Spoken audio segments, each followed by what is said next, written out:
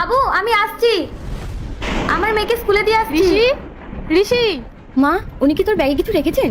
হ্যাঁ মা, আমারও না তাই মনে হচ্ছে। এতগুলো টাকা? আসো আসো, তাড়াতাড়ি আসো। এই দাঁড়া।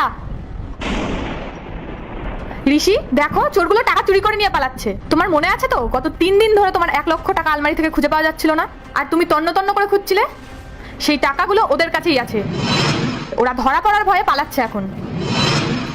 মালিক, আমরা কেন চুরি করব? 2 বছর ধরে এই বাড়িতে আছি, এই বাড়ির ছাদেই আমাদের আশ্রয়। কোনোদিন একটা পিন চুরি হয়নি, তাহলে আজ কেন করতে যাব? চোর কি আর নিজের মুখে কখনো স্বীকার করে?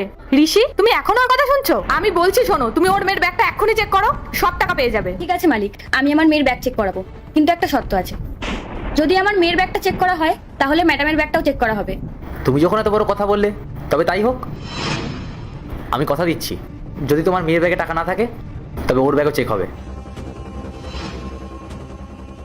দেখলেন তো মালিক, ব্যাগে কিছুই নেই। আমরা গরিব হতে পারি, কিন্তু চোর নই।